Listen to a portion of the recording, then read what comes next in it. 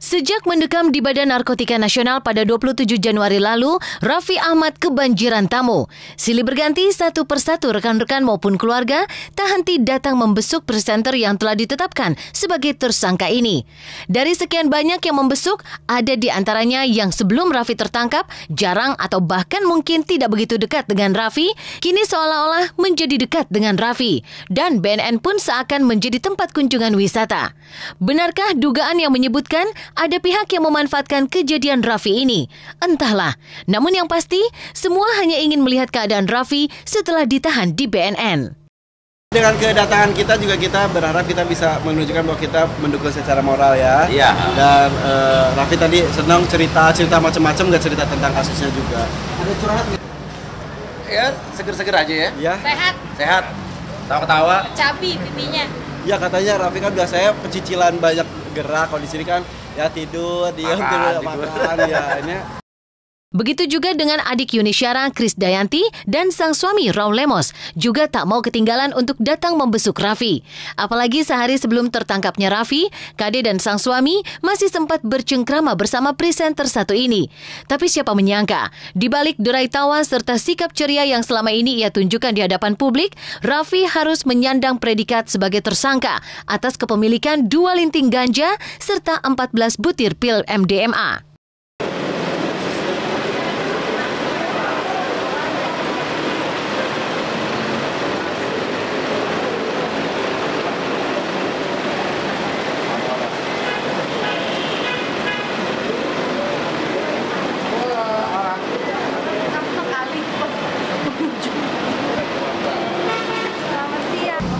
Keadaannya ya yang jelas kami prihatin karena pada tanggal 26 sesaat sebelum Raffi menjadi tahanan ya kami ketemu sampai jam 12 malam karena waktu itu menjadi satu bagian dalam sebuah acaranya Melly Guslo di satu TV swasta jam 12 malam.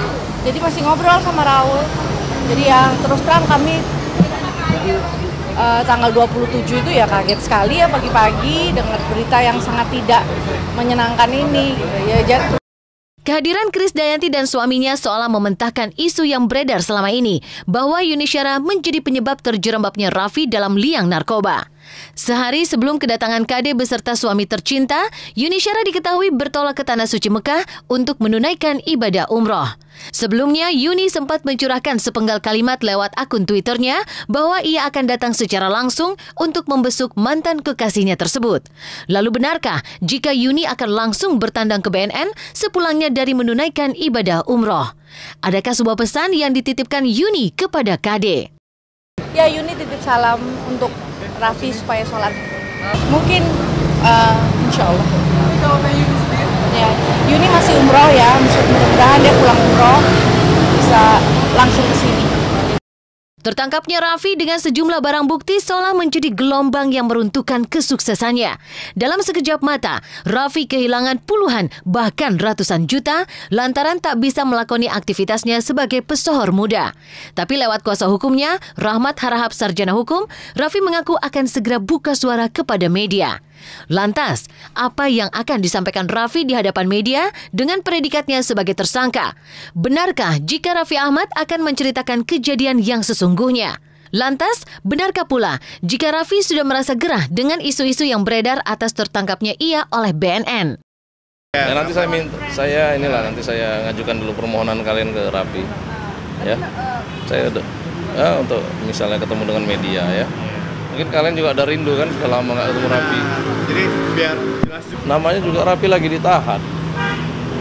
Kalau Raffi lagi ditahan kan itu kan di bawah kewenangan penyidik sini BNN. Tapi dari BNN sendiri tidak mengizinkan Raffi keluar dari penyidik? Ya namanya status tahanan ya kebebasannya ya sudah diambil oleh undang-undang ya, oleh hukum. Jadi ya pas mana sempatnya aja nanti kalau Raffi pas ini ketemu dengan kawan-kawan media ya. Bayang-bayang 12 tahun penjara tentu tidak bisa terganti dengan kunjungan para sahabat yang tiada henti. Karena menurut Rahmat Harahap, sarjana hukum, tidak lama lagi kasus Raffi akan segera dilimpahkan ke kejaksaan untuk segera disidangkan. Di sini, nasib pesohor muda tersebut akan ditentukan, direhabilitasi atau justru mendekam di balik jeruji besi. Entahlah, yang pasti Raffi harus siap menghadapi kemungkinan apapun yang akan ia terima.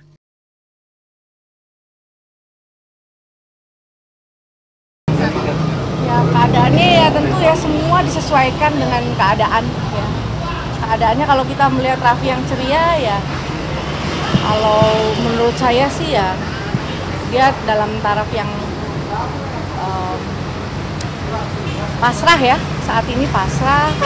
Keadaannya sehat kok. Sehat. Kalau stres enggak, kalau bosan iya, karena kebebasannya kan diambil oleh undang-undang kan, oleh hukum. Itu wajar. Misalnya dia aktif bekerja selama ini dari pagi sampai sore atau bisa lanjut lagi sampai malam dengan berbagai program yang ada di berbagai televisi.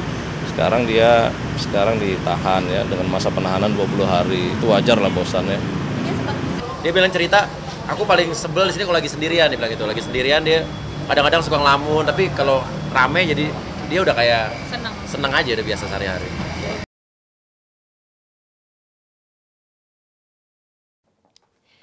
Selamat pagi pemirsa Was-Was, dengan suasana pagi yang hangat ini saya Pika Priscilla akan menemani Anda selama 1 jam hanya di Was-Was.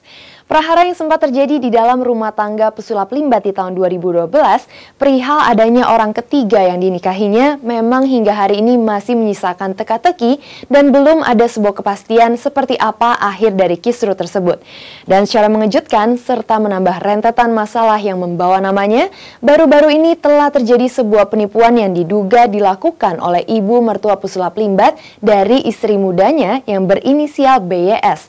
Lantas, benarkah jika BYS yang mengaku sebagai seorang jurnalis ini adalah mertua dari pesulap Limbat? Dan benarkah pula jika BYS sudah ditetapkan sebagai tersangka?